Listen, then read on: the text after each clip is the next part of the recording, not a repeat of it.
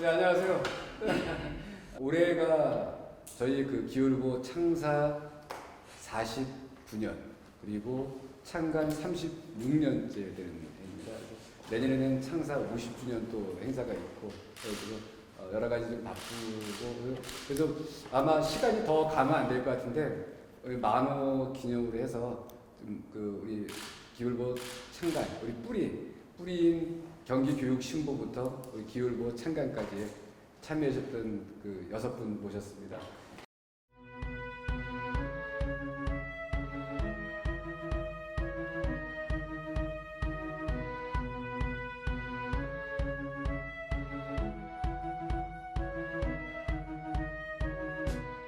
그 교육신보부터 뭐 우리 뿌리니까요. 저희 뿌리니까 교육신보 이 창간 작업을 하셨고 또 이후에 참여하셨는데 교육신보 얘기부터 좀 해주십시오. 그때 어떤 기울보 창간 때 어떤 일이 있었냐 이런 얘기를 지금 노안국에서 하는 얘기인데 사회적인 배경부터 설명이 없어서 좀 그런 것 같아.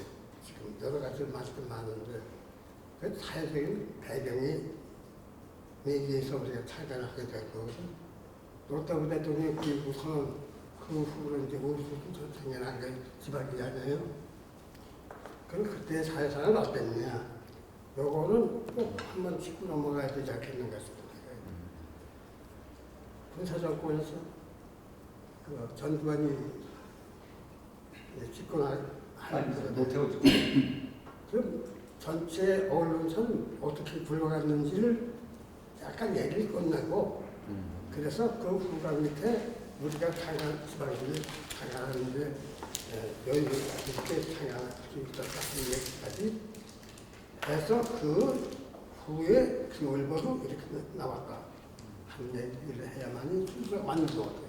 1도 1사 이후에 아예 신문 자체를 만들지 못하게 했는데 유일하게 경인교육신보가 유일하게 만들어진 특수 그 주간지죠. 교육 전문은. 근데 교육 전문을 한 신문이었는데, 그러니까 그때 당시 그 일반 기사를 그때 일면에 쓰면서 문제가 됐다는 거예요. 그 당시에 그러면 경기교육신보 만들 때 처음에 그 만들 때 쉽지 않았을 건데요. 그때 그 김경룡 씨 그 조카 지금 기억으로는 조카 되는 분이 그때 박정희 대통령 시절에 청와대에 그 취입을 수시로 개인 신문을 하던 분이 있었어요. 미국에 거주한 분이. 그분이 역할을 많이 해서 창간이 된 걸로 알고 있어요. 노력을 많이 하셨는데 그리고 그 이후에도 이게 일반 종합신문으로 하려고 계속 노력을 했다가 안 됐다고 얘기했는데 그렇죠. 예. 그 이후에도 이제 때만 노렸는데 마침 이제 그 노태우 대통령 시절에 풀리면서 그러다가 계속 모으시다가 그 이제 그 88년도에 이제 그 6.29 선언 있고 나서 언론 자유화되면서 그때 이제 그래서 그 교육신문이 일반 기사를 다룰 때가 지금 광고도 잘 되고 신문이 잘 풀렸어요. 네. 제호는 교육신문이었지만 근데 그 항만청 그 기사를 쓰면서 그게 제동이에요. 교육만 다루다 보니까 네. 참 힘들었어요. 힘들었죠. 지금 말씀하셨는데 1도 1사기 때문에 경기교육하고 여기서 주간지로도 교육신보만 있었어요. 그래서 그걸 해가지고 했는데 교육 전문지는 뭐 전문지니까 다 다뤘고 그래서 제가 그때 당시에 도청을 출입했어요. 그 새마을 관련해서 경기도에 있었기 때문에 그래서 거기 출입하면서 새마을 기사 쓰면서 참 재미난 일도 많았고 에피소드가 많은데 새마을 기사를 쓰면은 일반지가 쓰는데 나는 기사를 쓰면서 새마을도 교육 아니냐 그러고 쓰니까 그때부터 얘기했거든. 새마을도 조조도 보고 새마을 중앙에도 제가 갔었어요. 네. 중앙에 정경원 씨 있을 때도 가서 출입도 해보고 그래서 거기 갔다 왔더니 회사에서 참 대단한 데는 칭송도 받아오고 그랬거든요. 예. 그런 에피소드가 많았습니다. 그래서 뭐 종합지가 다르지 않았던 것도 저희 교육신문에서 교육청에서 다뤘던 겁니다. 73년 5년에 지방 기자 전부 통합하고 73년에 통합하고 기자들이 놀고 있었어요. 네. 그때 그 해직 기자들 와가지고 만든 게 경기교육신문. 그래서 그때는 경기일보하고 일간 지방지는 경기일보, 경기신문이었죠. 경기신문. 네. 신문. 예. 그리고 이제 주간지는 경기교육신보. 이래서 했는데 제가 겪은 거는 김찬희 인천시장이 있을 때 계실 때 왜 교육신보에서 생활교육 같은 거 안 심냐 이 얘기야. 그래서 그때부터 제가 시청을 나가서 생활과에 가서 그 자료 이제 하고 그래서 이제 다닐 기억이 나요. 그래서 기호일보가 창간됐을 당시에 기호일보의 상황을 한마디로 얘기해서 학생 의용군 같았어요. 학생의용군. 예. 총 한 번 쏴보지 못하고 예. 그냥 기자들 모아가지고 그냥 출입처 내보내고 취재하라고 그럴 정도였었어요. 그러니까 이건 뭐 완전히 기자들이 나가서 할 수 있었던 거는 뭐냐면 열정밖에 없었어요. 나가서 일단 발로 뛰면서 팩트 중심으로 취재하는 거. 근데 실질적으로 본서에 들어와서 기사를 쓰려고 하면 기사가 제대로 문장이 됩니까? 안 돼요. 그게 한참 동안 갔어요. 제가 이제 기호 창간 멤버거든요. 근데 말씀하시기를 교육 하나 안 시키고 일선에 전부 다 내보냈거든요. 기자들을. 그 일선에 전부 다 방 내보냈는데 그래서 20대였거든요. 사실 88년도에. 입사를 해가지고 광주에서 그 당시 원고지에 쓸 때였지 않습니까? 네. 원고지에 기사를 쓰고 사진을 찍어서 어떻게 해야 되느냐. 뭐니까 광주에서 몇 시간 걸리니까. 그럼 태화역이라는 버스가 있어요. 예. 인천에서 성남 왔다 갔다 하는 버스가 있어. 예. 그 원고지 기사를 써서 사진을 찍어서 출력을 인화해서 버스에 실어줘야 돼. 기사한테 이렇게 실어주고 먹을 거 사서 보내고. 예. 도대체 버스를 놓치면 기사를 못 치는 거예요. 그래서 이제 그렇게까지 했었던 그런 시절이 있었는데 아무튼 지금은 너무 이제 좋은 세상이 됐죠. 예. 좀 더 우리 그 기자들이 좀 듣고 싶은 얘기는 이제 우리 신문을 만들 때 처음에 몇 분이 하신 거예요? 우리 기울고 창간할 때. 예, 창간할 때. 저기 본사 예. 쪽에는요. 예. 그 인쇄까지 해야 됐었기 때문에 그렇죠. 윤정기. 저는 다 했었어요. 그러면 사회부, 경제부, 뭐 정치부 다 편집 예. 쪽에 소위 그 리포터 쪽에는 그렇게 부를 나눌 네, 나눌 정도는 아니었죠. 없었고, 예. 그러니까 이제 편집부, 예. 그다음에 이제 이 취재부, 취재부. 그다음에 뭐 윤전부, 윤전부. 광고부, 뭐 문선부 이런 정도까지만 돼 있었지. 문선부. 예. 운송. 예. 예. 기호 신문이었어. 기호일보가. 처음에는 기호 신문이었죠. 그래서 창간 당시에. 내가 예. 10월 1일 날 출근을 하면서 한전에 취재를 갔더니 주간지는 못 들어옵니다. 이렇게 얘기를 하더라고요. 왜 우리가 주간지냐? 일간지냐니까 기호 신문이면 주간지 아닙니까? 근데 다 일보라고 그러는데 예. 그래서 이제 들어갔지만 갔다가 그 당시 서사장님한테 신문 제호를 바꿔야 되겠습니다. 네. 신문이라고 하니까 주간지로 착각을 하는데 네. 일부러 바꾸는 건 어렵지 않습니까? 그러니까 일주일 만에 그래서 기울로 바꿨어요. 그게 몇 년이었죠? 그때가 88년 88년? 11월 처음에 그러면 저희가 기호신문으로 출발한 걸로 알고 있는데 그러면 우리가 저희가 7월 달에 창간하고 7월 20일 날 창간했어요. 예, 7월 20일 창간하고 그리고 11월 달에 11월 달에 불과 한 4개월 만에 다시 그 사명을 신문이라면 주간지로 생각을 했고 그래서 일본에야 일간지로 생각을 해서 그래서 네. 우리 신문이 기호 신문에서 기호일보로 바뀌니까 네. 그 위에 바로 따라서 인천 신문이 그렇죠. 인천 신문이었다가 근데 인천일보 된 거죠. 맞아요. 예, 그러니까 다 신문이었죠, 조금. 그래서 그 당시에 창간할 때 나는 중부일보로 만들자고 그러고 예. 돌아가신 최덕봉 씨는 수도권일보로 하자고 그러고 예. 그 신문 제호를 가지고 많이 그게 그러면은 지금 그 당시에 했던 수도권일보, 중부일보가 결국 우리가 다 만들 수 있었던 건데 인천은 이렇게 이거 빼고 뭐 저기 편집, 운송 이런 거 빼고 취재 기자가 10명이었고 우리 경기도는 그래도 그때 당시는 지금 현재 31개 시군이지 않습니까? 근데 그 당시에는 36개였나요? 다 있었죠. 36개 시군에 기자들이 다 있었던 거예요. 네. 와. 아이도 수원에 근데 다 있었어요. 그 당시에 그 88년대 이제 나르는 새도 떨어진 데는 안기고 네. 거기 출신이 광주에 이제 지금 태전동인데 회전동, 태전동 태전동. 근데 한 3만여 평 산을 까가지고 그 무슨 개인 무슨 별장 놀이시설 같이 꾸며놨어요. 제보가 들어왔는데 그걸 취재를 해가지고 원고지에서 아까 말씀드린 대로 그 태화역에 버스에 사진 찍어서 올려보냈는데 신문에 나왔죠.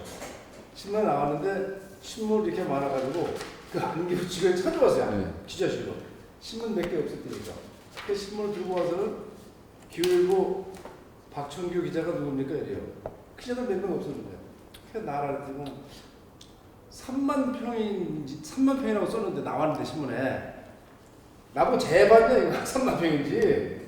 그래서 아니다 난 3만 여 평이라고 썼다 쓴 기억이 난다. 뭐 원고지 봐야 되니까. 그래서 이제 그대로 써서 보내니까 네.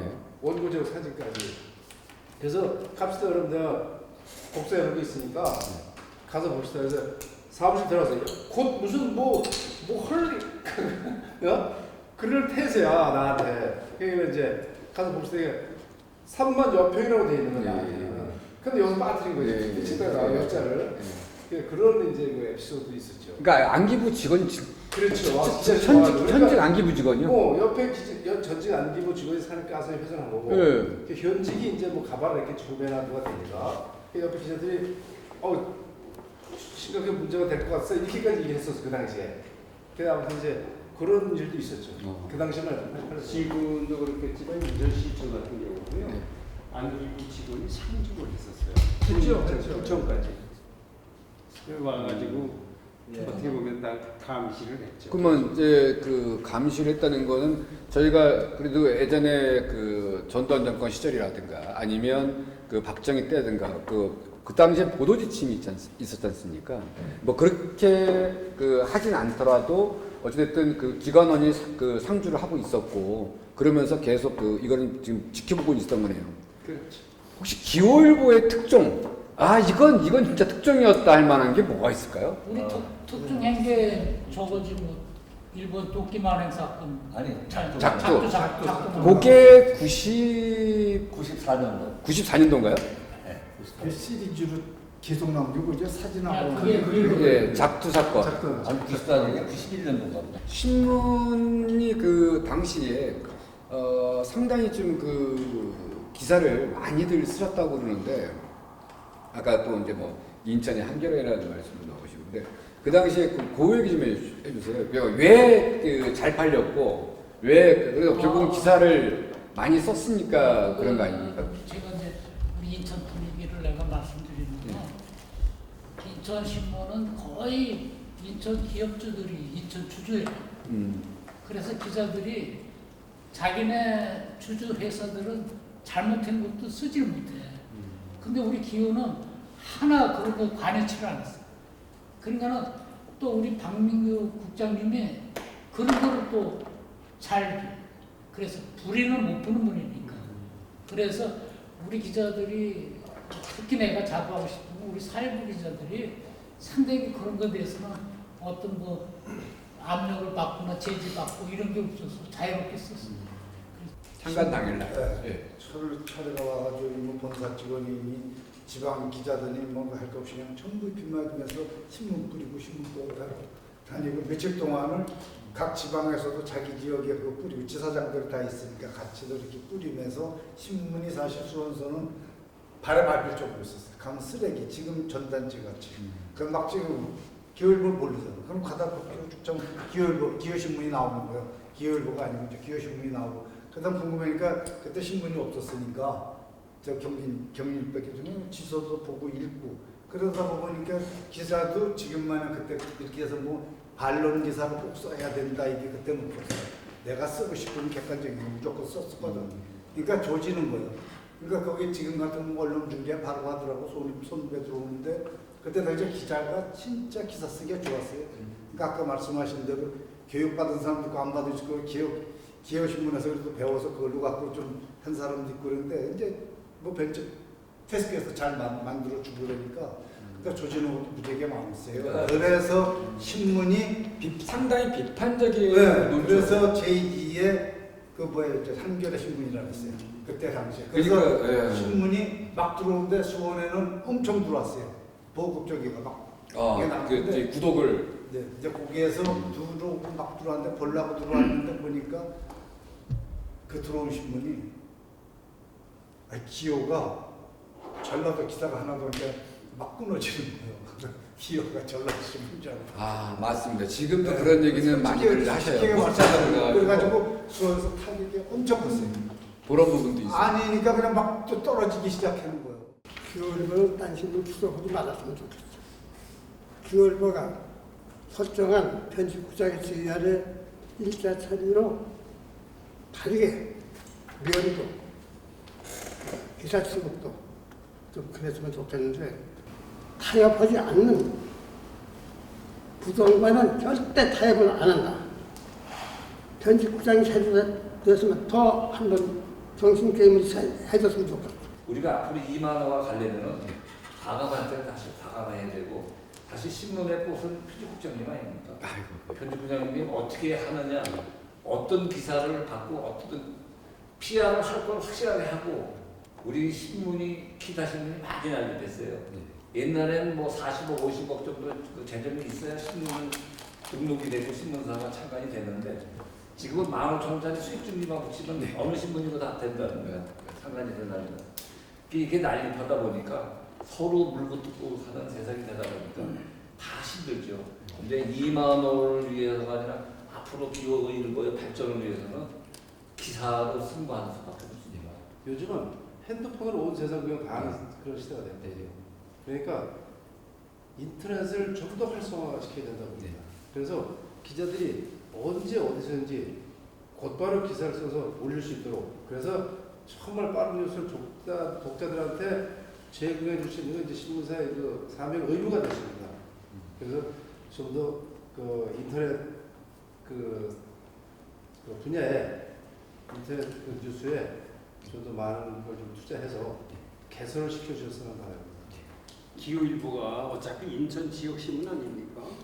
그럼 인천을 비롯해서 경기도에서 그 지역에서 꼭 필요로 하는 것이 무엇인지, 그들이 바라고 싶어하는 것이 무엇인지를 찾아내는 것, 이게 더 중요하다고 봐요. 그래가지고 그걸 제시해주고 이런 쪽으로 안내하고 인도하고.